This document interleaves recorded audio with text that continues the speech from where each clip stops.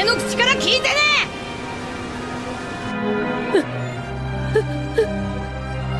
生きたいと言え。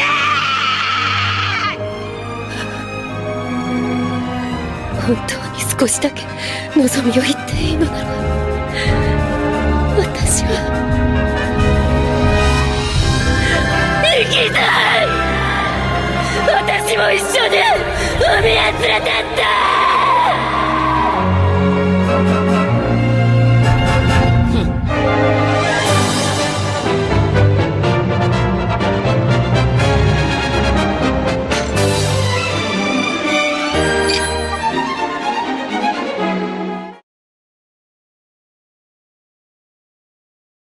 진짜 1강 창세기 개관 이제부터 진짜 성경을 들어갈 거고요. 잘 따라와 주시면 좋을 것 같습니다.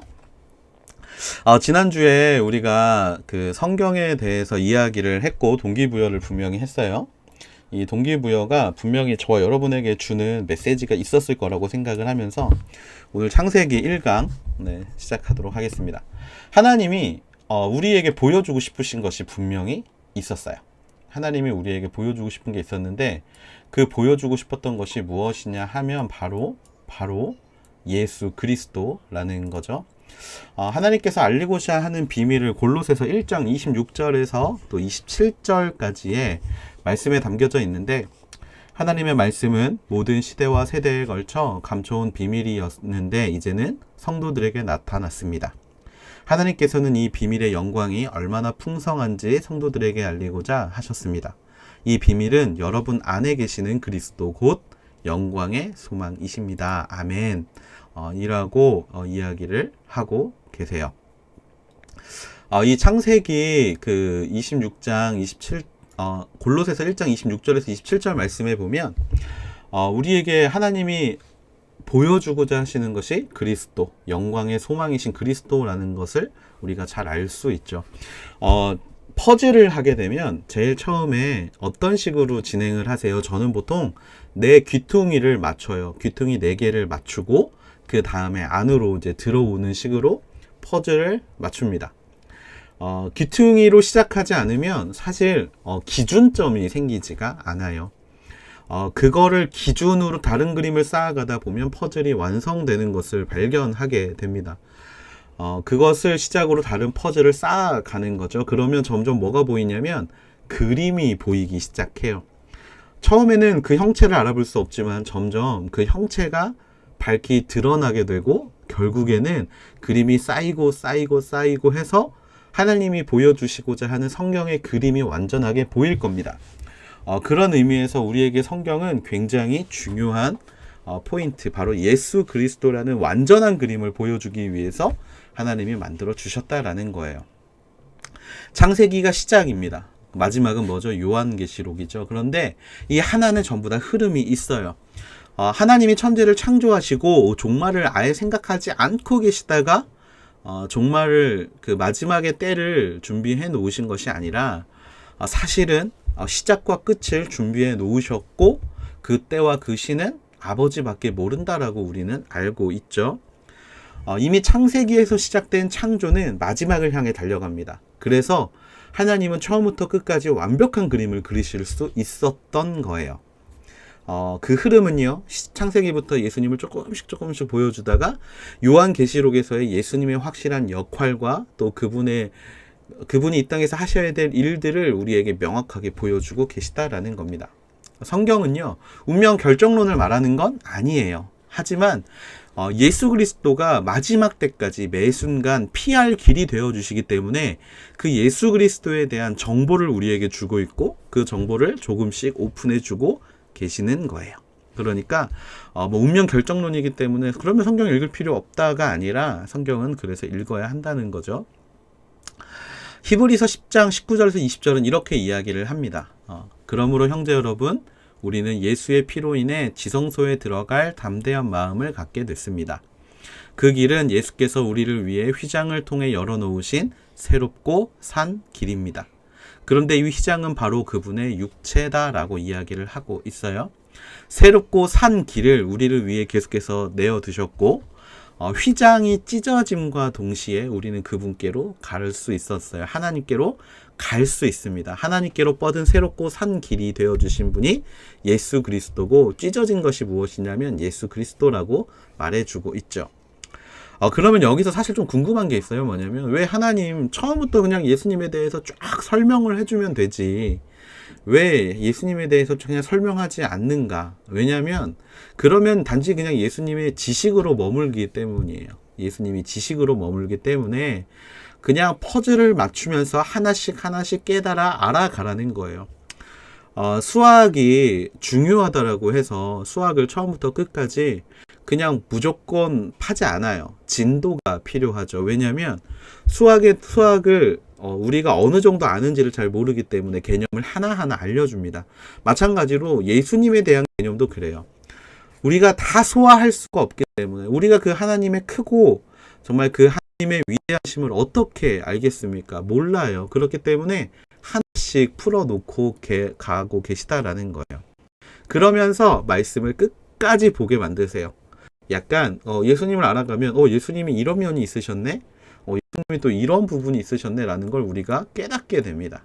그거를 깨닫게 되면 사실은 되게 아침마다 새롭고 늘 새로운 것들을 경험하게 된다라는 거예요. 유튜브는요, 보게 하려고 썸네일을 굉장히 자극적으로 하죠. 그런데 막상 들어가 보면 그 썸네일이 1도 없어요. 그쵸? 그 썸네일에 대한 내용이 1도 없습니다. 그거 볼 때마다 좀 또 낚였네 라는 생각들을 많이 하게 되는데, 성경도 사실 성경은 썸네일이 자극적이지 않아요. 그냥 썸네일이랑 봐라, 약간 이런 느낌이에요. 하지만 내용은 굉장히 풍성합니다. 평범해 보이는 썸네일을 가지고 있는 성경이지만 완성된 그림을 보면 우리 모두 전율을, 이 하나님이 나의 하나님이고 이 예수님이 나의 예수님이구나. 그리고 결국에 세상으로 가다 보면 어떤 그림이 있냐면, 에는 내가 있습니다. 그리고 하나님이 있어요. 그래서 자, 이제 시작하는데 다시 리뷰를 잠깐 했습니다. 이 시간이 정말 나를 그 퍼즐을 완성해가는 시간, 예수님이 남을 때까지 그 끊임없는 함께 잘 이겨나갈 수 있게 되기를 같이 고고 싱 짝행 창세기로 넘어갑니다. 그래서 이 시대의 역사 4개, 그리고 인간의 역사 4개. 그래서 그 창세기는 굉장히 보기 편하게 되어 있어요. 그래서 창세기를 뭐라고 이야기를 할 수 있냐면, 보통 그 하나님의 스토리 해가지고 히스 스토리라고 이야기를 하잖아요. 히스토리는 히스 스토리다, 뭐 이런 식으로. 그런데 그것도 저는 굉장히 공감하고 또 맞는 말이라고 생각하는데, 히스토리, 세상의 역사와 그 다음에 히스 스토리, 그 인간의 역사, 그냥 인간을 퉁쳐서 뭐 문법적으로 맞을지 안 맞을지는 잘 모르겠는데, 어쨌거나 그 인간의 역사를 가장 잘 보여주는 책이 뭐다? 바로 창세기다 라고 생각을 하고 시작을 하면 좋을 것 같아요. 보통 통독 책들이 이야기하는 수많은 포인트들이 있는데, 그 포인트들을 가능하면 좀 저는 또 한번 언급은 하지 않으려고 생각 중이에요. 왜냐면 맨날 똑같은 거 들으면 또 지루하기도 하고, 이제 그러니까 그 부분은 제가 그냥 좀 안 할 생각이니까 다른 부분을 또 잘 따라와 주시면 좋을 것 같습니다. 자, 창세기 1장 1절이 시작이 됩니다. 그런데 여러분, 이 모든 성경의 첫 글자는 굉장히 중요해요. 사실 이 창세기 1장 1절에 하나님을 나타내는 그 모든 게 들어있다고 보셔도 과언이 아닙니다. 창세기 1장 1절 히브리어로 보면 이런 글자예요. 이런 글자입니다. 뭐 히브리어는 지금 뭐 여러분이 뭐 굳이 읽어야 될 필요는 없으니까 일단 창세기 1장 1절은 이렇게 이야기를 하고 있습니다. 보면 네, 잠깐만요. 네, 다시 빼먹었어. 네, 강의안을 미처 다 못 봐가지고 네, 빼먹었네. 잠깐만요. 이 4대 사건, 다시 이 하대 사건에 대한 이야기를 좀 더 하자면요. 인간과 타락과 홍수와 바벨탑을 통해 알 수 있는 사실이 하나 있어요. 뭐냐면 인간은 그리스도가 필요하다라는 거예요. 구원자가 필요하다라는 거예요. 그 구원자의 모습이 각 역할에 다 나와 있어요. 첫 번째는 뭐냐면 인간을 창조하는 그 창조에도 삼위일체 하나님이 필요하죠. 그 다음에 인간이 이제 타락을 하게 되면 이 타락에서 하나님이 가죽옷을 지어 입혀주는 장면이 있는데 그 가죽옷이 누구를 나타내냐면 그리스도를 나타내요. 그 다음에 홍수 심판의 역사, 이들이 뭘로 구원을 받죠? 배를 만들어서 구원을 받죠. 근데 그 배가 그리스도 예수를 예표하는 거라는 거예요. 그리고 바벨탑 분열의 역사, 정말 그들이 그 바벨탑을 쌓고 흩어지는 과정에서도 구원자가 필요해요. 그들이 왜 바벨탑을 쌓고 그 다음에 왜 흩어져야만 하는가, 그 부분에 대한 이야기, 거기서 그리스도가 어디서 필요한지는 이따가 제가 좀 더 이야기를 해 드릴게요. 창조의 역사에 보면 예수 그리스도가 여자의 후손으로 온다라고 나와요. 그런데 여기에서 여자의 후손이 뭐지라고 생각할 수 있지만 성경을 더 읽어가면 퍼즐이 맞춰진다고 이야기했죠. 어떻게 맞춰지냐면 이사야에서 여자의 후손으로 오실 예수 그리스도를 명확하게 보여주고 계시다라는 거예요. 그런 부분에서 성경을 잘 읽어봐야겠죠. 사대 사건에서 우리가 봐야 될 점은 하나님의 절대 주권입니다.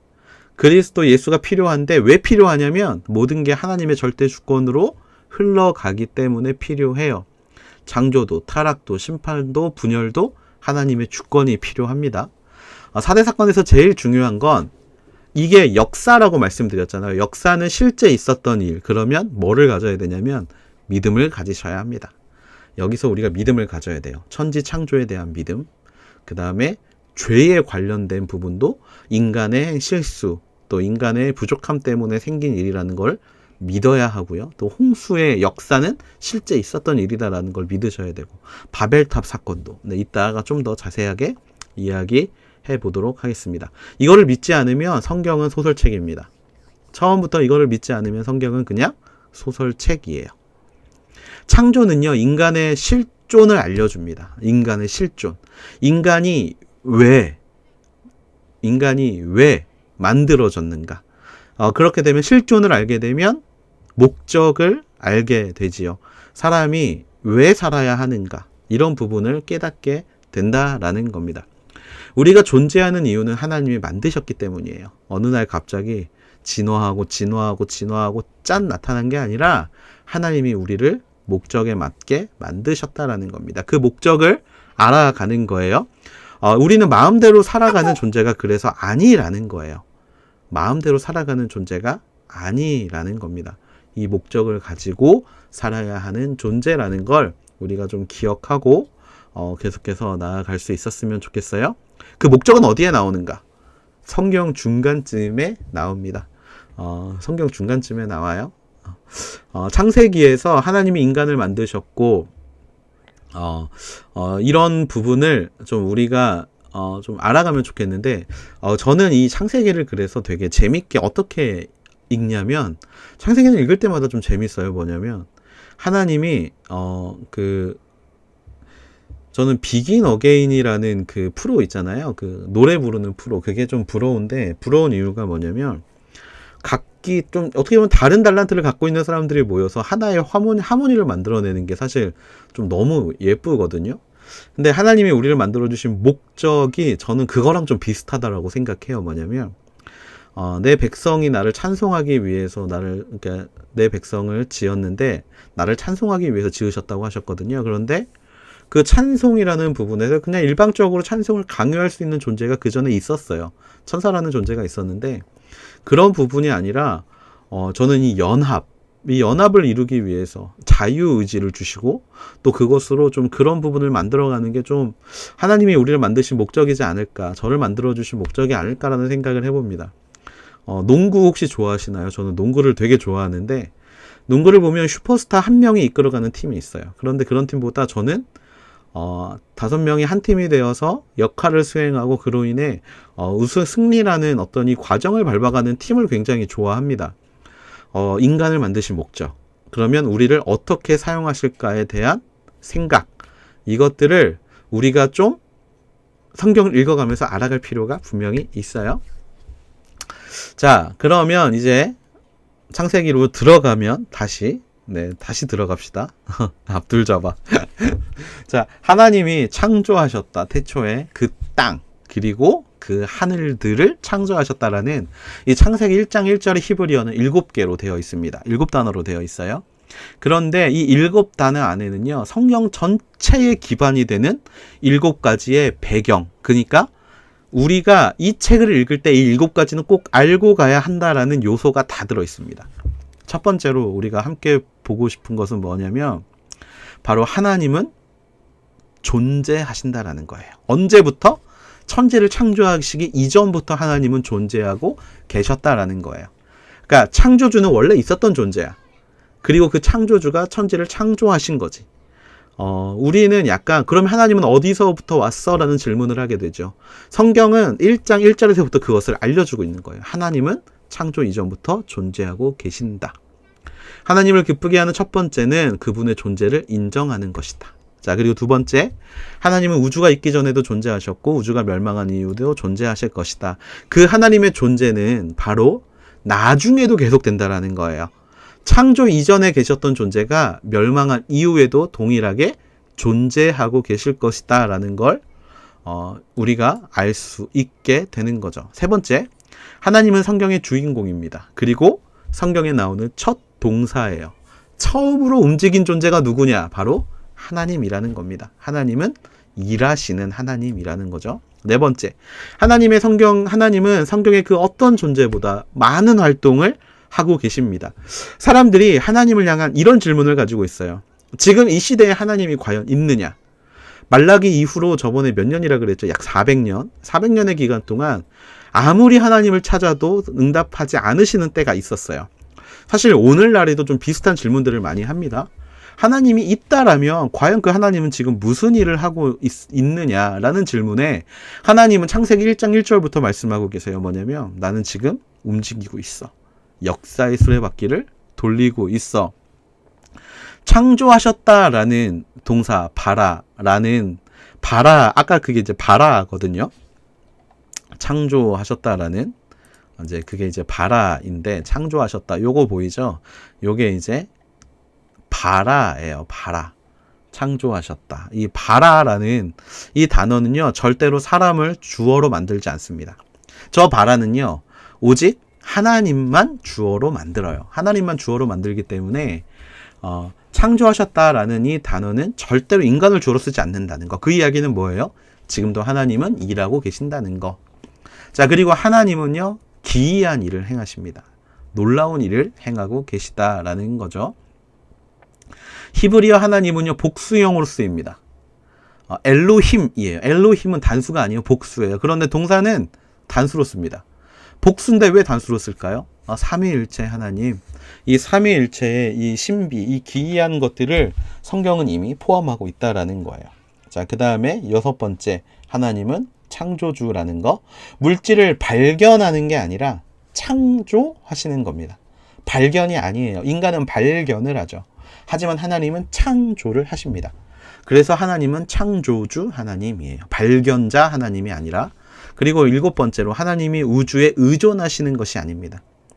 우리가 하나님을 의지하고 있다라는 거. 우리가 하나님을 의지한다라는 게 굉장히 중요합니다. 의존자예요. 의존자. 우리가 의존을 하는 사람. 자, 그래서 창세기 1장을 시작을 하게 되면 창조가 나오는데 여러분 뭐 창조 너무나 많이 봐서 잘 알 거라고 생각을 해요. 창조에 대한 가장 중요한 핵심 한 가지만 좀 짚고 넘어갈게요. 창세기 1장 24절에 보면 뭐라고 나오냐면 하나님께서 말씀하시기를 땅은 생물을 그 종류대로 곧 가축과 땅 위에 기는 것과 들짐승들을 그 종류대로 내라 하시니 그대로 됐습니다. 라고 이야기가 나오죠. 하나님은요, 생물을 종류대로 만드셨다라는 게 굉장히 중요해요. 왜냐하면 이것을 아는 사람은 진화론에 싸울 수 있습니다. 진화론에서는 원숭이가 인간이 되었다라고 이야기를 하죠. 그런데요, 하나님이 말씀하시는 건 뭐라고 말씀하셨냐면 종류대로 만들어냈다라는 거예요. 종 간에 진화가 없었다라는 이야기예요. 이미 종 간에 필요한 모든 것들을 종류대로 내셨다라는 말씀이 어디에 나와 있어요? 성경에 나와 있다라는 거예요. 종 간의 변화는 없습니다. 진화론이 성립하기 위해서는 그 미싱 링크를 찾아야 되죠. 그래서 그 사람들은 지금도 목숨 걸고 뭐를 찾고 있냐면 원숭이에서 인간으로 진화되고 있는 과정의 화석들을 찾고 있어요. 그런데 창조과학 보면 그 분에 관한 내용들이 많이 있습니다. 지금 다루면 좀 시간이 부족해서 시간이 되시는 분들은 한번 읽어보세요. 그런데 그 부분을 미싱 링크라고 이야기를 하죠. 잃어버린 연결고리. 그래서 종 간의 진화는 없습니다. 왜? 생물은 종류대로, 또 동물도 종류대로 하나님께서 내셨기 때문에. 사람은요, 그런데 사람은 재밌는 게 종류대로 만들지 않으셨어요. 사람은 종류대로 만들지 않았고, 사람은 바로 하나님의 형상대로 만들었다는 포인트. 이게 굉장히 중요한 포인트입니다. 그래서 사람은 하나님의 형상대로 창조됐기 때문에 우리가 다름을 인정할 수 있지만 하나 될 수도 있다라는 거예요. 하나 될 수도 있어요. 사람은 하나가 될 수 있습니다. 그 부분, 왜? 하나님의 형상대로 창조됐기 때문에. 우리가 분열되고 하나 되지 못한다는 이야기는 우리가 하나님을 보고 하나님은 하나 되실 수 없는 분이에요 라고 말하는 거랑 똑같은 거예요. 근데 삼위일체의 비밀은 어디에 있냐면 성부, 성자, 성령 하나님이 하나의 몸을 이루고 있다라는 거잖아요. 연합하고 계시는 거예요. 그래서 우리는 연합할 수 있습니다. 그 연합의 롤모델이 되어야 되는 곳이 어디다? 그리스도를 머리로 하고 몸된 교회다. 그래서 성경은요, 예수 그리스도가 교회에 왜 필요한지를 보여주고 계세요. 그래서 그 부분도 나중에 우리가 한번 읽어보도록 하겠습니다. 자, 여기서 그러면 성경 처음 1장을 읽으면 질문이 하나 생기죠. 자, 에덴 동산은 도대체 어디냐, 그럼? 이게 진짜 역사고, 이게 진짜 있는 일이라면, 에덴 동산은 도대체 어디에 있느냐라는 이야기를 우리가 보통 합니다. 팩트체크 한번 해볼게요. 팩트체크. 성경에서 에덴 동산을 추론해 볼 수 있는 곳이 있습니다. 그쵸? 그게 뭐냐면, 바로, 그 다음에 나오는 성경 말씀이에요. 자, 창세기 2장 10절에서 14절에 뭐라고 나오냐면 이렇게 나와요. 에덴으로부터 강 하나가 나온대요. 근데 이게 동산을 적시고 갈라져서 네 줄기의 원료가 됩니다. 첫 번째 비손, 두 번째 기혼, 세 번째 티그리스, 네 번째 유프라테스. 자, 여기서 우리가 아는 게 두 개가 나와요. 그쵸? 뭐가 나와요? 티그리스하고 유프라테스, 이게 나옵니다. 자, 우리가 기혼하고 그 다음에 비소는 사실 어딘지 잘 몰라요. 왜냐하면 지금 지명에 그런 곳이 남아있지 않아요. 우리가 아는 건 유프라테스, 그 다음에 티그리스. 자, 이거를 미루어 보면 유프라테스가 이거를 미루어 보면 약 에덴은 지금 보시면 이란과 터키의 중간 사이, 이란과 터키의 중간 사이쯤에 있지 않을까라고 우리는 생각을 합니다. 왜? 역사라며 이거 진짜라며 이야기를 해요. 고고학자들은 지금 여러분이 보고 계시는 이 부분을 에덴이 있었던 지역이라고 추측합니다. 추측해요. 어떤 강인지 정확히 알 수는 없지만, 유프라테스만을, 티그리스랑 유프라테스만을 가지고 추측해보면 여기라고 이야기를 해요. 그런데 여러분, 이 부분에 대해서 창조과학회는 도대체 뭐라고 이야기를 하는가? 이게 역사라면 뭔가 근거가 있어야 되지 않을까요? 그런데 창조과학회 이재만 선교사님이 가장 많이 받는 질문이 이거라고 이야기합니다. 그게 다 진짜면 에덴 동산 찾아야 되는 거 아니냐? 그게 진짜면 에덴 동산 발견되어야 되는 거 아니냐라고 이야기를 하니까요. 그런데요, 우리가 확실히 아는 지명, 앞에서 말한 유브라데스, 티그리스 어디쯤이라고 생각하지만 이 사람들이 공통적으로 생각하는 게, 전제하고 있는 게 있대요. 그게 뭐냐면 하나님이 천지를 창조하시고 난 이후부터 한 번도 변화가 없었다라는 가정이래요. 없었다라는 가정. 그런데 여러분, 우리는 알고 있죠. 세계를 뒤덮은 굉장히 큰 사건이 한 번 있었어요. 언제였냐면 노아의 홍수 때. 그쵸? 그래서 이재만 선교사님 말은 뭐라고 이야기를 하냐면, 홍수를 사람들이 너무 우습게 본다라는 거예요. 홍수를 너무 우습게 본다. 홍수를 우습게 보는데 홍수는 그렇게 간단한 일이 아니었다라고 이야기해요.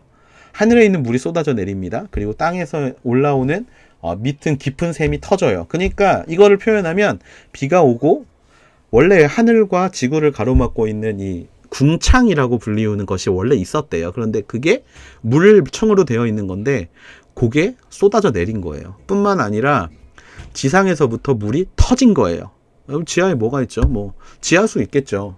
그런 게 한꺼번에 터진 거예요. 비 오지, 하늘에서 물이 떨어졌지, 지하에서 물이 폭발했지. 그러다 보니까 노아의 그 홍수의 시대를 나타내주는 지층이 있대요. 그랜드 캐년 같은데 그런 거를 보면 굉장히 큰 지각 변동이 있었던 때가 언제냐? 노아의 홍수 시대라고 이야기를 해요. 그리고 재밌는 건 지금도 시리아판, 그러니까 지금 이 지도에 요르단이라고 써여 있는 이 시리아판은 지금도 움직이고 있다고 합니다. 움직이고 있다고 해요. 네, 그런 걸로 미루어 봤을 때 에덴 동산을 지금 유추해 보는 건 사실 되게 어렵다라고 이야기를 합니다.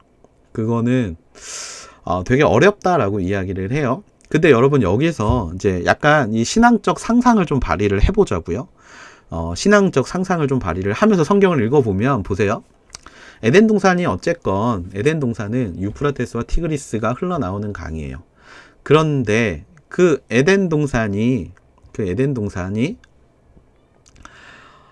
두 가지의 나무를 가지고 있다고 이야기를 하죠. 두 가지의 나무를 시리아 때문에 시리가 반응해. 맞아. 이게 두 가지를 이제 증거하고 전제하고 있는데 첫 번째가 이제 선악과가 있었고 그건 아담이 따먹었죠. 그런데 생명나무가 남았어요. 그런데 그 생명나무를 우리에게 전해주신 분이 계세요. 누구냐면 예수 그리스도라는 거예요. 선악과는 아담이 가지고 나왔어요. 문이 닫혀요. 아무도 들어갈 수가 없어요. 그런데 누가 그거를 가지고 나왔어요? 예수 그리스도가 생명나무에 있는 열매를 가지고 나와서 우리에게 주신 거예요. 아마 그래서 상상력이 풍부한 사람들은 그 생명나무를 예수 그리스도라고 이야기를 하고, 요한복음 1장에 보면 말씀이 육신이 되어 우리 가운데 거했는데 우리가 그것을 알아보지 못했다라고 이야기를 하잖아요. 아담이 생명나무에 관심이 없었던 것처럼, 알아보지 못했던 것처럼 예수 그리스도가 바로 그 동산에서 생명나무로 계셨는데 아담이 알아보지 못했다라는 이야기도 있어요. 그런 거 생각하면서 창세기 1장을 넘어갈 수 있었으면 좋겠습니다. 유대 역사가 요세푸스의 설명에 따르면 이 사람은 상상력이 더 풍부했어요. 겐지스 강 있잖아요. 겐지스 강 중에 하나가 비손과 기혼이라고 뭐 이야기를 하고 있어요. 네, 그런데 사실 그거는 지극히 유대 중심적이죠. 인도도 처음부터 자기 거래요. 약간 그런 느낌이에요. 자기에 소속되어 있는 뭐 이런 나라. 네. 에덴 동산을 하나님이 인간에게 만들어 주셨는데, 에덴 동산을 만들어 주신 이유는 바로 예수님을 우리에게 주신 이유와 똑같아요. 뭐냐면 우리가 복받기를 원해서 이것들을 주셨어요. 인간들을 복을 받기를 하나님은 원하시는데 인간은 그런 하나님이 무서워서 도망치고 있죠. 분명히 에덴은 복된 장소예요. 그런데 아담과 하와가 어떻게 했어요? 하나님을 피해 숨었죠. 복된 장소인데 왜 피해요? 인간이 그렇다라는 거예요. 하나님은 복을 주시려고 가까이 다가오시는데 인간은 점점 멀어지는 거. 그게 에덴 동산에서 나타나는 인간의 모습입니다. 창세기 3장 15절은요. 이렇게 이야기를 하고 있어요.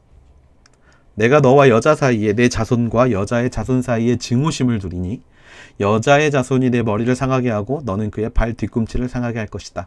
이걸 원시복음이라고 합니다. 누구에게 하시는 거냐면 뱀에게 하는 거예요. 여자의 후손과 뱀의 후손은 끊임없이 싸울 수밖에 없습니다. 이게 처음부터 하나님이 이것을 보여주셨고, 이 증거로 누구를 보내주셨죠? 예수 그리스도를 보내주셨어요. 창세기를 읽을 때 이 3장 15절은 굉장히 중요한 부분입니다. 그리스도의, 어떻게 보면 직접 하나님이 언급하시는 그리스도의 시작, 그게 3장 15절. 물론 하나님은 태초에 하나님이 계셨을 때 예수님도 계시긴 했지만 역사의 전면에 등장하는 장면입니다. 자, 그래서 이제 타락의 이야기로 넘어가 보면요. 최초의 타락은 누구의 타락이냐면 이제 아담의 타락이죠. 최초의 타락은 아담의 타락입니다. 약속을 어겼어요. 하나님과의 약속을 어겼어요. 약속을 어기면 하나님과의 관계가 어그러집니다. 인간의 역사는 항상 이 어그러짐이 있었어요. 그런데 한번 어그러져서 인간이 그거를 어떻게든 자기 힘으로 펴보려고 하는데 되나요? 안 돼요. 한번 어그러진 거는 계속해서 어그러질 수밖에 없습니다. 그게 죄의 속성이에요. 그러면서 점점 멀어져요. 이 죄 때문에 하나님과 멀어지자 어떤 일이 벌어집니까? 그 아들 가인이 누구를 죽여요? 자기 동생 아벨을 죽여요. 그걸로 모자라서 창세기 6장 11절 노아의 시대쯤에 어떤 일이 벌어지냐? 하나님 보시기에 세상 자체가 타락해져 버립니다. 폭력이 난무하는 시대가 도래했어요. 그런 시대가 다가왔던 이유는 하나님과의 관계가 어그러졌기 때문에. 어그러졌으면 그걸 펴줄 수 있는 사람이 필요하잖아요. 그게 누구죠? 예수 그리스도. 그러니까 우리가 지금 사회를 사는데 너무 힘들어요. 그러면 누구를 원해요? 도와줘. 우리를 구해줄 슈퍼히어로가 필요해요. 마블이 아니라 바로 예수 그리스도. 바라는 바. 바로 그 예수 그리스도가 필요합니다. 되돌아가지 않으면 어그러집니다. 끝까지 하나님을 찾지 않으면 어그러집니다. 말씀을 읽으면서 이 죄의 어그러짐을 여러분들이 좀 발견할 수 있으면 좋겠고요. 너무 늦은 거 아니야? 라고 생각하지 마세요. 늦었을 때가 가장 빠를 때니까요. 기억하면서 읽으면 좋을 것 같아요. 자, 포인트 세 번째입니다. 포인트 세 번째. 노아 이야기입니다. 노아 하면 여러분 제일 처음에 무엇이 생각이 날까요? 노아 하면 홍수 하면 노아. 근데 여러분 노아의 홍수 때 재밌는 포인트가 있어요. 뭐냐면 여러분들이 성경을 읽으면서 발견했으면 좋겠어요. 노아의 홍수 때 뭐가 쏟아진다? 앞에서 말한 하늘의 궁창이 쏟아진다는 거. 그래서 노아의 홍수가 비만 내려서 된 게 아니라는 걸 우리가 좀 알았으면 좋겠어요. 비만 40일 밤낮으로 비 내린다고 전 세계가 잠기지 않아요. 이 아라랏산, 터키의 동부에 있는 아라랏산 제가 가봤습니다. 지금도 지명 이름이 아라랏산이에요. 제가 직접 가봤어요. 직접 봤어요. 근데 걸릴만 해요. 이게 아마 제가 알기로 높이가 5,500m의 높이로 알고 있어요. 근데 걸릴만 합니다. 진짜 멀리서 보면요. 산 하나만 덩그러니 보여요. 그게 아라랏산이에요. 대아라랏, 소아라랏으로 나눠져 있는데 이 아라랏산 보입니다. 근데 이 노아 이야기를 보면서 여러분이 또 하나 봐야 될 게 있는데 뭐냐면 그 전까지는 사람들이 되게 오래 살았어요. 그 전까지는 사람들이 막 여러분 잘 알고 있는 뭐 무두셀라 막 900살 후반때까지 살고 950 막 몇 년 살고 막 이렇게 살았는데 사람의 수명이 갑자기 줄어드는 때가 있어요. 그게 언제냐면 바로 홍수 이후부터예요. 홍수 이후부터 사람의 수명이 갑자기 줄어듭니다. 사람의 수명이 갑자기 줄어들어요. 재밌는 거는요. 여러분 사람이 성장할 때 필요한 건 뭐 비타민의 여러 가지 부분이고 햇볕이잖아요. 근데 사람의 피부를 노화에 촉진시키는 것도 태양광이라고 해요. 근데 궁창이 그거를 막아주는 역할을 했대요. 그래서 노아 홍수에 어떠한 사건이 있었는지를 한번 보시고 그 이후에 어떠한 변화가 있었는지. 노아 홍수만 아니었으면 우리도 900살까지 살 수 있었어. 10분의 1도 살기 어려운 세상이 되어버렸어. 자외선 차단은 맞아요. 안티에이징의 필수입니다. 맞아요. 자, 창세기 10장으로 휘리릭 넘어가서 보시면 노아의 후손들에 대한 이야기가 나옵니다. 노아의 후손들에 대한 이야기, 약 70명의 노아의 후손들에 대한 이야기가 나와요. 그런데 보시면 지금 이제 지도를 보시면 노아의 세 아들 셈, 함, 야벳으로 이렇게 갈라지는데 어떠한 일이 벌어져요? 아빠가 포도주 먹고 이제 술 취해서 누워서 자는데 그것을 보고 함이 이제 놀리죠. 이제 그것을 보고 이제 놀려요. 이제 그런 부분에서 우리가 조금 이제 그래서 이제 새 축복하고 저주하고 좀 이런 부분이 있거든요. 근데 어쨌거나 여기서 봐야 되는 거는요. 새 족속이 다 다른 방향으로 흘러갔다라는 거예요. 그런데 여기서 재밌는 건 중심에는 예루살렘이 있다라는 거예요. 지금도 예루살렘은 끼인 땅입니다. 노아부터 사실 리셋이 된 거잖아요. 리셋이 된 이후부터도 동일하게 이 이야기가 시작이 됐다라는 걸 여러분이 좀 기억하시면서 보시면 좋을 것 같아요. 자, 그리고 그 다음 바벨탑. 이 바벨탑이 굉장히 재밌는 포인트입니다. 사실 바벨탑이 그렇게 중요해? 라고 우리가 이야기를 하잖아요. 그런데 바벨탑은 굉장히 중요한 포인트예요. 왜냐하면 무리지어서 하나님을 반역한 첫 번째 케이스가 바로 바벨탑이기 때문에 그렇습니다. 바벨탑은 진짜 있었던 일인가? 라고 물어보시면 진짜 있었던 일이라고 말하고 싶어요. 바벨탑은요, 지구라트라는 것의 약간 일종이에요. 지구라트는 뭐냐면 계단식으로 탑을 쌓습니다. 탑을 쌓아서 그 위에 또 탑을 쌓고 그 위에 또 건물을 올리고 약간 이런 느낌의 탑이 바벨탑이에요. 역사적으로는 수메르 왕조에서 만든 건데, 수메르의 왕이 자신의 업적 또 자신의 힘을 과시하기 위해서 지은 게 바벨탑이고요. 이건 동시다발적으로 지어졌습니다. 그런데 우리가 지금 주의 깊게 보아야 될 것은 뭐냐면 바로 이 바벨탑이 어디에 지어져 있는 바벨탑?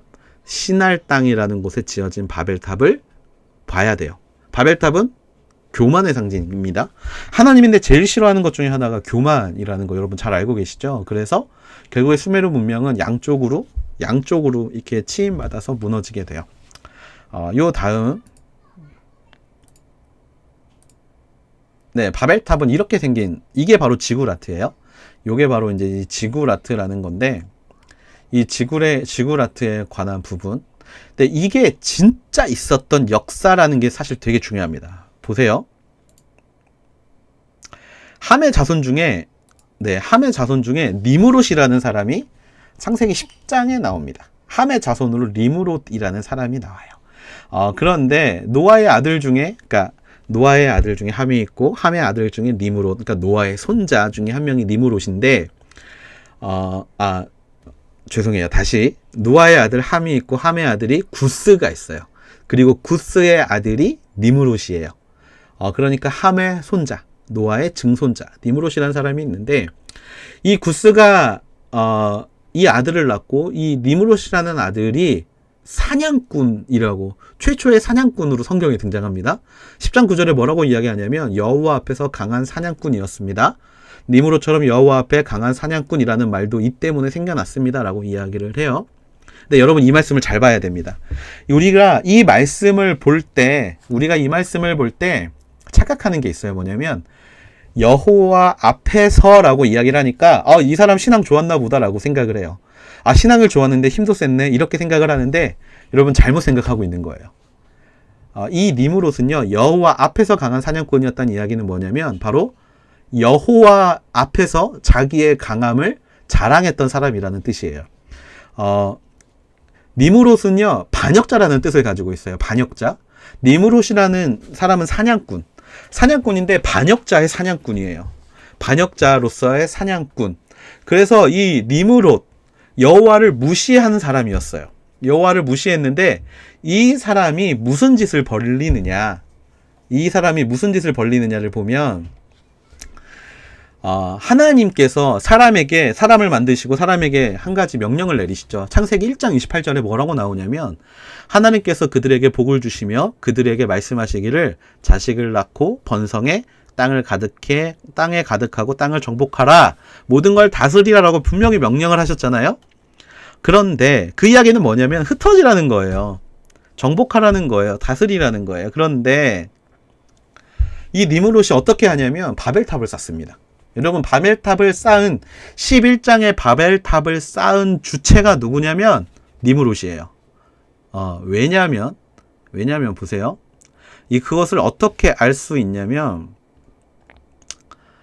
바벨탑을 쌓은 곳이 어디냐를 보면 알아요. 바벨탑을 아까 어디에 쌓았다고 그랬죠? 시날 땅에 쌓았다고 했어요. 그런데 10장에 보면 시날 땅을 다스리고 있었던 사람이 누구냐면 바로 니무롯이라는 사람이에요. 니무롯은, 그러니까 시날 땅의 주인은 니무롯이었어요. 니무롯이 사람들을 모아서 뭐라고 이야기를 하느냐, 그게 창세기 11장 4절에 나오는 거예요. 뭐라고 이야기를 하냐면 우리가 우리를 위해 성을 쌓고 하늘까지 닿는 탑을 쌓자. 우리를 위해 이름을 내고 온 짐에 흩어지지 말자. 하나님은 흩어지자고 이야기를 했는데 흩어지지 않으려고 발버둥치는 인간의 모습이 바로 여기에 있어요. 그리고 그 주체가 누구냐면 바로 니무롯이었다라는 거예요. 한마디로 니무롯이 바벨탑을 쌓은 이유는 자신의 힘을 자랑하기 위해서. 아까 말씀드렸죠? 수메르 왕조가 자기의 힘을 자랑하기 위해서. 이 니무롯과 수메르 왕조와는 어떤 상관관계가 있는지는 잘 모르겠어요. 하지만 하나 확실한 건 시날 땅의 주인은 니무롯이었고 그 니무롯은 사람들을 모아서 바벨탑을 쌓았고 여호와 앞에서 굉장히 여호와께 반역했던, 무리지어 반역했던 첫 번째 민족이었다라는 거예요. 그래서 하나님이 바벨탑을 무너뜨린 거예요. 그냥 지들끼리 모여 살겠다는데 무너뜨리고 말까지 섞어버리셨어. 왜 그랬을까요? 바로 이것 때문이에요. 무리지어서 하나님을 대적한 심판을 받은 거예요. 그런데 심판이 좀 달랐어요. 노아 때는 하나님이 모든 걸 쓸어버리는데 이제 다시는 그런 심판 하지 않으시겠다라고 하셨죠. 마음이 너무 아프셨던 거지. 그래서 심판을 하신 거예요. 말을 섞어버려요. 바벨탑 분리되다, 분열되다 라는 뜻을 가지고 있죠. 그래서 이 니무롯은요, 권력자였고 전제군주였던 것 같아요. 그러다 보니까 정말 이 사냥꾼이니까 인간 사냥도 했다, 뭐 이런 이야기도 있거든요. 그런데 어쨌거나 여러분, 그래서 역사를 아는 게 사실 이래서 중요해요. 시날 땅의 지배자 니무롯, 여호와 앞에서 사냥꾼. 하지만 팩트는 하나님께 반역했던 사람이라는 거. 함의 후손답죠. 함의 후손다워요. 그리고 재밌는 거는요, 이 니무롯의 후손으로 누가 나오냐면, 성경을 읽어보시면 10장 족보 나오면 우리 족보 패스하잖아요. 성경은. 근데 족보는 역사를 아는데 굉장히 중요한 자료입니다. 이 니무롯의 후손으로 누가 나와요? 블레셋이 나와요. 블레셋.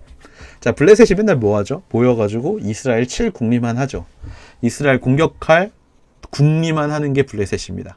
여기서부터 기인하는 거예요. 그의 조상 때부터. 반역자. 하나님 앞에 반역하는 사람. 그래서 이 니무롯, 요 부분, 좀 재밌게 보고 넘어가시면 좋을 것 같아요. 반역자. 우리가 아는, 그럼 하나님 앞에서 정말 하나님 때문에 힘세지고 하나님 때문에 사냥 잘하는 사람이 아니라 하나님 앞에서의 반역자라는 걸 꼭 기억하시고 넘어가시면 좋을 것 같습니다. 자, 이제 창세기 11장을 넘어서 12장에 누가 등장하죠? 바로 아브라함이 등장합니다. 아브라함. 제가 아까 말씀드렸죠. 역사를 보고 이제 인물이 어떻게 변하는지를 좀 보면서 말씀을 같이 읽어가자고 여러분에게 말씀을 드렸어요. 자, 아브라함의 인생을 볼 때 우리가 인생의 변화에 좀 주목하면서 또 우리가 개요를 한번 같이 보면 좋을 것 같아요. 아브라함은 언제부터 하나님을 믿었는가? 언제부터 하나님을 믿었는가? 이거에 대한 굉장히 다양한 썰이 많습니다. 원래 하나님을 알고 있었나? 뭐 이런 이야기를 많이 하는데요. 여러분, 아브라함은요, 원래 아브라함이 살던 곳은 어디냐면 우르, 갈대와 우르 땅이라는 저 우르입니다. 아까 그 바벨탑이 쌓여진 수메르 근처에 좀 있는 것 같아 보이죠? 그 우르 땅. 여러분, 수메르, 그래서 아브라함을 이해하기 위해서는 역사적으로 수메르 왕조를 좀 이해를 좀 해야 되는데요. 갈대와 우르에 있는 아브라함을 부르셨는데, 아브라함은 그때 아내와 조카인 롯은 아버지가 좀 일찍 죽어서 아브라함이 조카라고 부르지만 수양 아들이었어요. 자기 수양 아들, 거의 아들처럼 여겼던 사람이 롯입니다. 그리고 아버지 데라가 우르에 같이 살고 있었어요. 우르는 수도. 우르는 수도였어요. 여러분, 수도에서 제일 발달하는 건 뭐죠? 예술이 많이 발달하죠. 데라, 실제로 아브라함의 아버지는 우상을 만드는 사람이었어요. 우상을 만드는 사람이었고, 아브라함의 가족은 그렇게 우상을 만들면서 먹고 사는 사람이었어요. 굉장히 풍부하고 다양한 예술 속에 있던 사람입니다. 그런데 그가 떠나요. 어디로 떠나냐면 하란으로 떠납니다. 하란으로 왜 갔는지는 잘 몰라요. 그런데 하란도 어느 곳이냐면 도시국가예요. 도시국가. 하란도 우르 못지않게 굉장히 사람이 살만한 동네였다라는 겁니다. 그런데 그런 하란에 있을 때 하나님이 찾아오세요. 하나님이 아브라함에게 이야기를 하십니다. 본토 친척 아비의 집을 떠나라. 자, 여기에서부터 우리가 아브라함의 인생의 변화가 시작되는 걸 알아요. 변화받고 싶으면 떠나야 합니다. 인생이 변화하고 싶으시면 여러분 떠나야 돼요. 부모님 품에서 계속해서 사는 사람들은 사실 성장하기가 쉽지 않아요.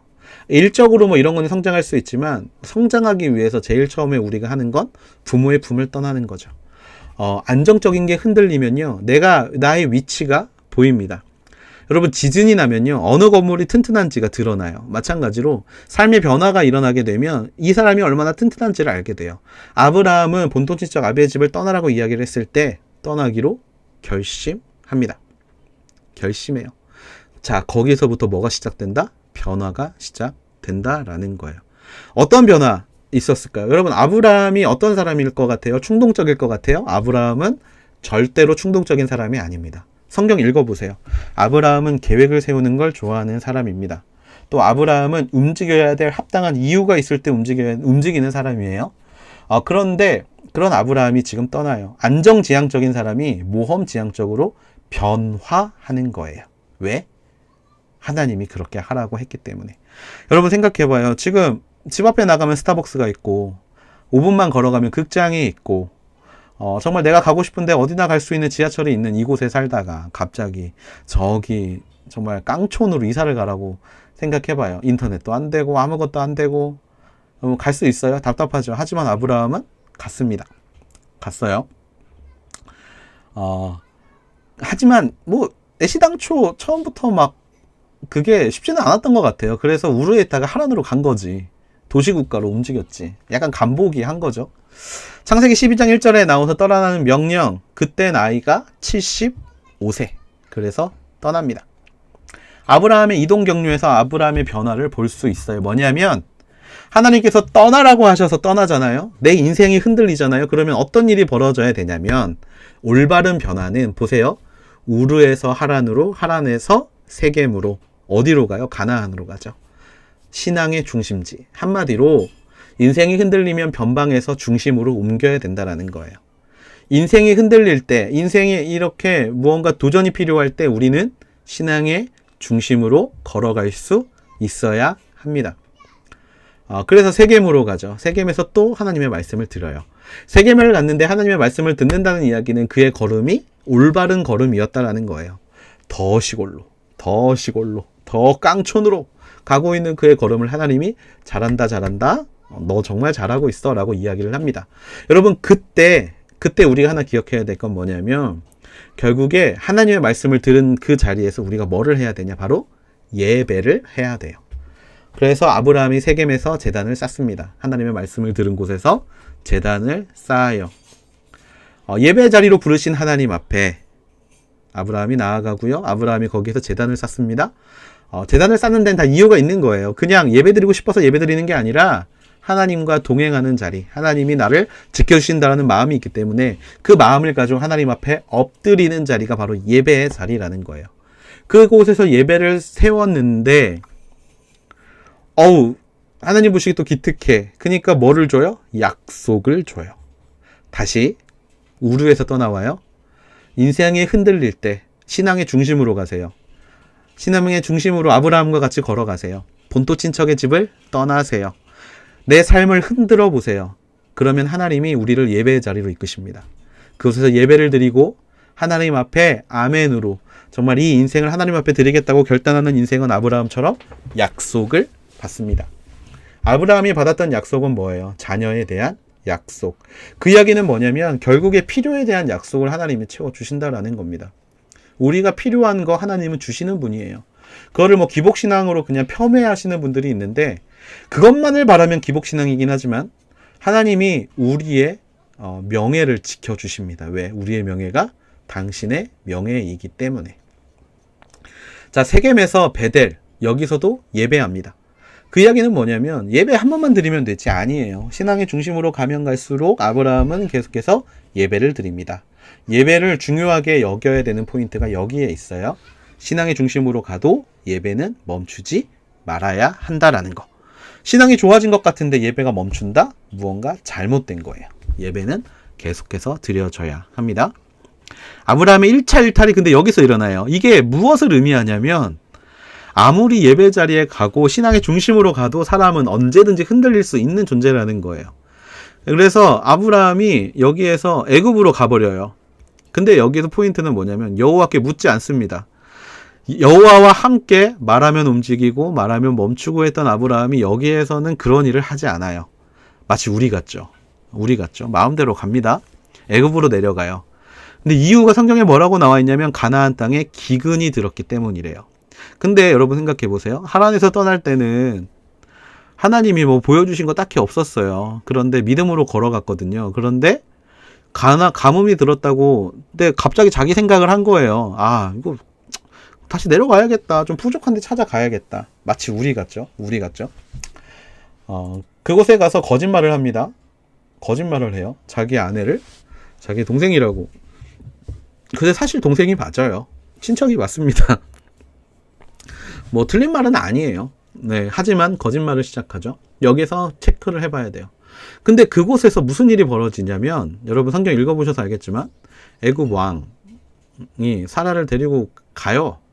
근데 꿈에 하나님이 나타나가지고 상황을 다시 역전시키시죠. 그리고 어떤 일을 벌이냐면 물질을 정말 미친 듯이 받습니다.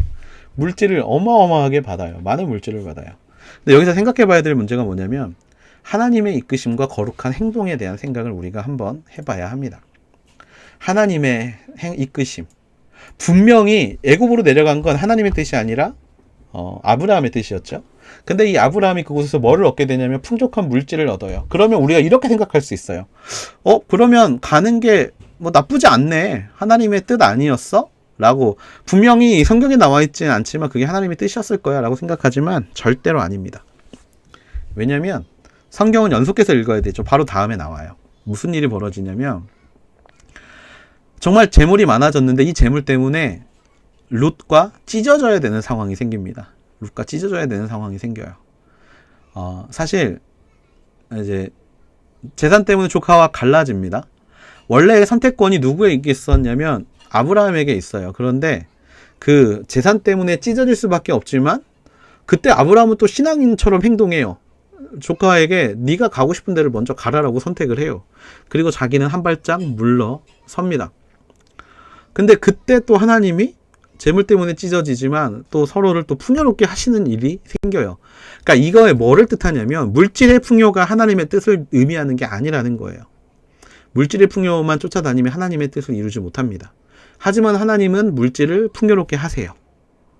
다시 아브라함의 모습을 보면서 우리가 깨달을 수 있어야 되는 것, 물질의 풍요가 하나님의 뜻을 특정 짓는 건 아니지만 하나님은 물질을 사용하실 때도 있다라는 거.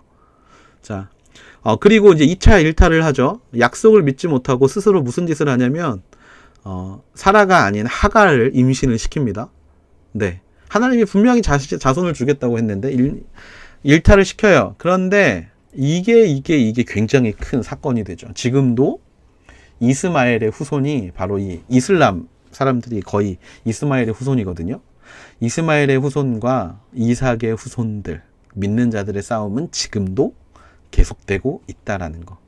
이게 어디서 나타났죠? 바로 하나님을 믿지 못하는 자기 일탈에서 나타난 거예요.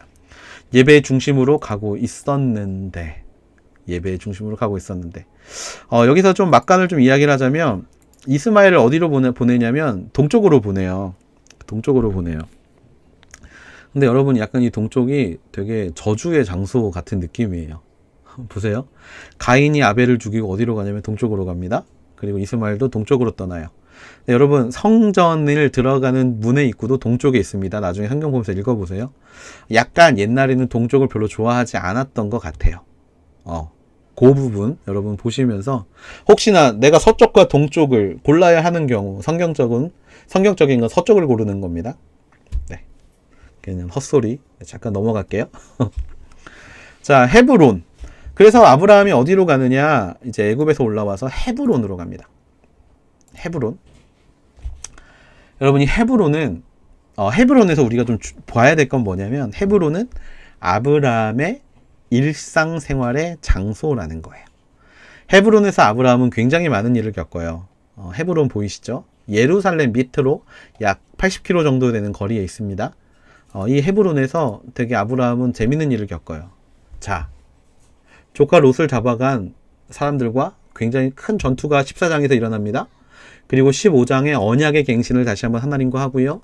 그 다음에 16장에 큰 갈등이 일어납니다. 17장에 아브람에서 아브라함으로, 자, 민족의 아비에서 열국의 아비로 이름이 변화되고요. 할례가 시작이 돼요. 또 아브라함의 새 천사가 접대하는 곳도 헤브론이고요. 또 롯의 두 천사를 접대하는 곳도 헤브론이에요. 헤브론이라는 지역은요, 아브라함의 일상생활입니다. 여기서 그리고 이 일상생활에서 우리는 수많은 전투를 경험하고, 그 다음에 일상생활에서 우리는 수많은 약속을 받고요. 일상생활에서 우리는 수없이 하나님을 배신하고요. 또 일상생활에서 다시금 눈물 흘리고 하나님 앞에 돌아와 언약의 사람이 되게 해달라고 이야기하죠. 이 아브라함을 보면서 우리의 일상을 한번 돌아볼 수 있었으면 좋겠어요. 여기서 생각해 봐야 될 질문이 또 두 가지가 있어요. 첫 번째는 뭐냐? 의인과 악인이 함께 고통받는 일이 가하냐? 하나님이 그 소돔과 고모라를 멸망시키러 가실 때 아브라함과 하나님이 이제 이야기를 하죠. 의인 50 뭐 이런 식으로 이야기를 하는데, 그 장면에서 보면 하나님이 의인 한 명이 남을 때까지 기다려주지 않아요. 그 이야기는 뭐냐면 악인을 심판하실 때 그곳에 있는 의인도 심판을 받는다라는 겁니다. 그런데 과연 이게 옳은 일이냐라고 이야기를 하는데요. 여러분은 어떻게 생각하실지 모르겠어요. 근데 이 부분을 우리가 좀 생각을 해봐야 되는 게, 모든 것이 하나님의 주권이고 하나님의 섭리라면 내가 의인인데 소돔과 고모라에서 나의 역할을 다 하다가 그 성이 멸망을 해요. 그때 죽는 거 과연 슬플까라는 생각을 한번 해봅니다. 내 역할이 여기까지라면, 내 역할이 거기까지라면 사실 나는 내 할 일을 다 한 거잖아요. 그런 관점에서 한번 이 문제를 보면 좋을 것 같아요. 어떻게 보면 이 악인과 함께 고통을 당하고 이 죽음을 당한 게 저는 어떻게 보면 또 축복일 수도 있겠다라는 생각을 성경을 보면서 좀 하거든요. 와, 일이 끝났네. 이 땅에서의 일이 끝났네. 고통 많고 힘든 이 세상에서의 일이 끝났네. 이제 하나님이 천국으로 데려가 주시는 거네 라는 생각이 들더라고요. 그래서 의인과 악인이 함께 고통받는 일에 대해서 말씀을 보면서 한번 생각을 해보시면 좋을 것 같고요. 두 번째는 소돔과 고모라의 멸망에 있어서 그 땅이 타락했다라고 하나님이 이야기하시는데, 그 타락의 원인으로서의 동성애도 한번 생각해 보시면 좋을 것 같아요. 동성애. 타락의 원인인 동성애. 분명히 동성애도 소돔과 고모라의 멸망에 일조를 했다라는 걸 우리가 좀 기억해야 합니다. 하나님의 창조 질서를 거슬렀죠. 창조의 역사를 거슬렀죠. 만약에 아까 말씀드렸지만 하나님이 사람을 만들 때 하나님의 형상으로 만드셨다라는 걸 우리가 기억해야 되고, 자연의 법칙은, 하나님의 형상 플러스 자연의 법칙은 종들을 각 종별로 그리고 암과 수를 만들어내셨는데, 그 부분을 우리가 좀 한번 생각을 해보시면 좋을 것 같아요. 자, 아브라함의 주 무대였던 헤브론, 예루살렘 밑으로 약 80km 정도. 아브라함의 주 활동 무대 이 헤브론은요, 한마디로 가나안 안에서 머문 겁니다. 멀리 떠나가지 않아요. 가나안 지역에 머물러 있었는데요. 우리나라로 따지면 이 헤브론은 약간 구리나 남양주, 서울에서 약간 조금 벗어나 있는 동네, 파주, 의정부, 김포 정도 되는 거리에 있는 곳입니다. 죄송해요. 정정할게요. 예루살렘으로 남쪽으로 약 30km 정도래요. 80km인데 이거 제가 잘못 쓴 것 같은데 약 80km 정도일 거예요. 네, 나중에 한번 비슷한 게 나와요. 여기서 아브라함의 변화가 또 있어요. 뭐냐면 옛사람을 잃어버리기가 너무나 어렵습니다. 다시 헤브론으로 돌아와요. 애굽에서 부엘세바를 거쳐서 헤브론으로 돌아오는데, 여기서 또 무슨 일이 벌어져요? 네, 또 아비멜렉 왕에게 또 자기 아내를 팔아먹죠. 변하지 않아요. 변하지 않습니다. 그래서 그 부분, 정말 아브라함의 실수, 아브라함의 습관, 자꾸 아내를 팔아먹어요. 요즘 같으면 난리 날 일이죠. 아내를 팔아먹는 아브라함. 똑같은 실수를 반복하는 이 모습을 보면서 우리의 육과의 싸움은 끝까지 계속돼야 되는구나 라는 걸 우리가 좀 알면 좋을 것 같고요. 그 다음에 아브라함의 변화 네 번째, 하나님의 테스트를 통과를 하게 됩니다.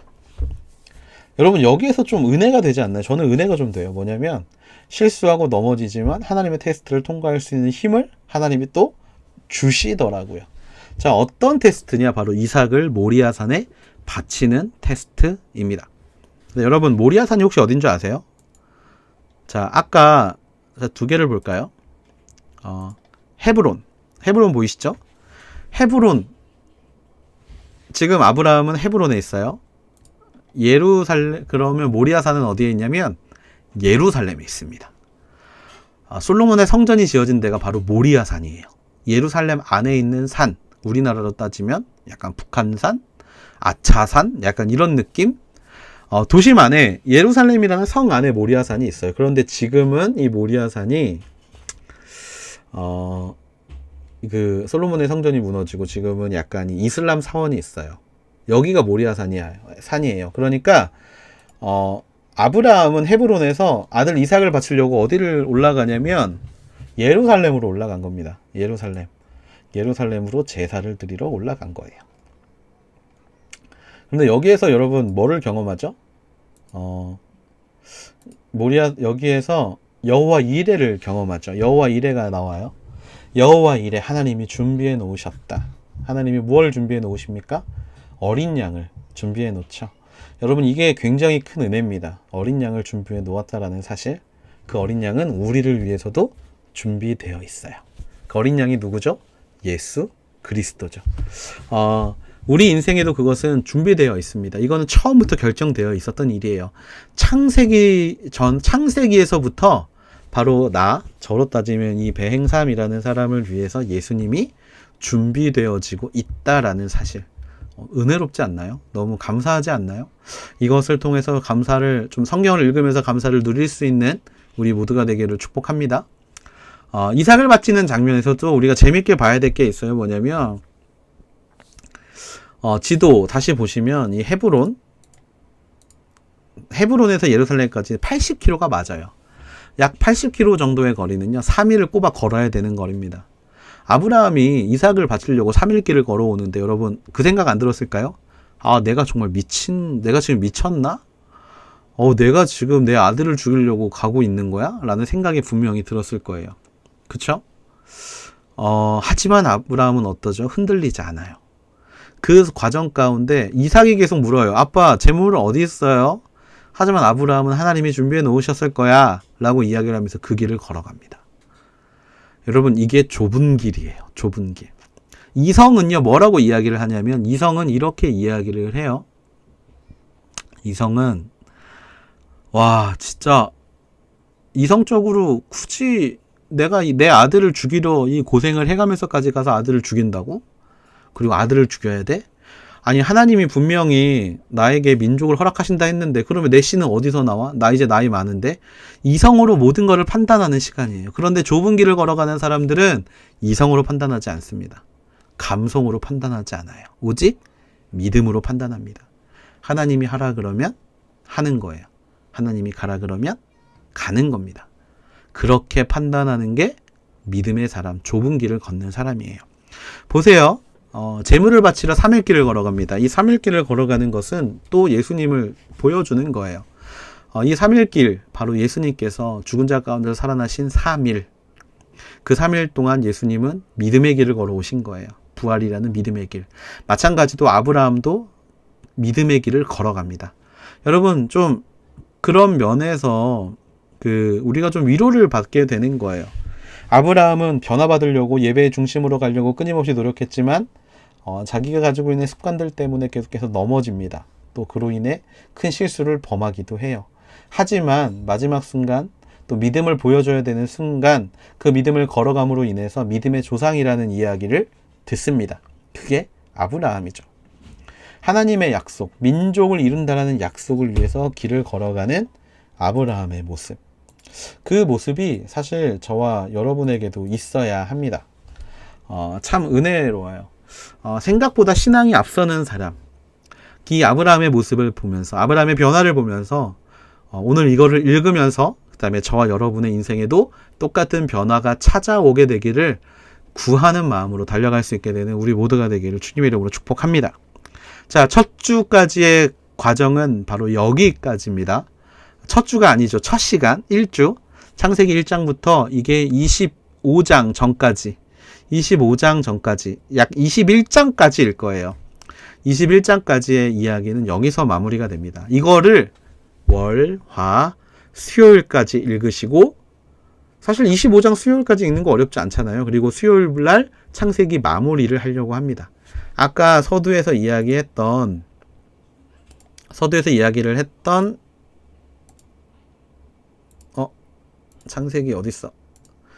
서두에서 이야기를 했던 인간의 역사인 이삭과 야곱과 요셉을 목요일 날 하도록 하겠습니다. 그래서 오늘은 여기까지고요. 혹시 뭐 질문이 있으시면 오픈 카톡방에 자유롭게 남겨주시면 될 것 같아요. 지금 오픈 카톡방이 여기에 지금 링크는 되어 있는데 녹화 방송이다 보니까 이따가 그 보시면서 편하게 질문하시면 25장까지의 범위 안에서 제가 했던 말 더하기 성경을 읽으면서 드는 궁금증은 오픈 카톡방으로 계속해서 업로드를 해주세요. 올려주세요. 그러면 제가 코멘트를 달아드리도록 하겠습니다. 여기까지고요. 그 다음에 이제 1그3의 시간이 이제 앞으로 진행이 되어야 하는데 이번 주 제가 교회 또 출근을 해야 돼서 지금 이거 이제 끝나자마자 교회 출근을 해야 돼서 가능하신 분들은 혼자 이렇게 음악 틀어 놓으셔도 되니까요. 편하게 1그3의 시간을 좀 보내시면 좋을 것 같아요.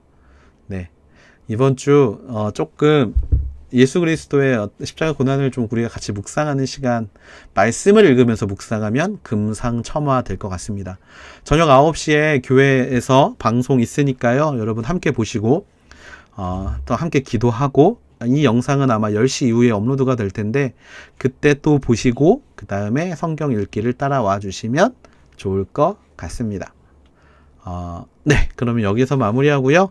목요일날 또 다시 목요일날도 동일하게 4시쯤 방송을 시작할 예정이에요. 4시에 방송을 시작해서 6시 1그3을 목요일은 진행할 수 있을 것 같아요. 조금 더 1시간 일찍 시작하고 조금 더 진행을 하고 그 다음에 저녁에 또 10시 이후에 업로드를 해 드릴 테니까 여러분들 많이 참여해 주시고 함께 해 주시면 좋을 것 같습니다. 성경을 읽는 당신 정말 멋집니다. 코로나 시대를 잘 이끌어 나가고 헤쳐나갈 수 있는 우리 모두가 되기를 주님의 이름으로 축복합니다. 네, 그러면 다음 시간에 또 만나요.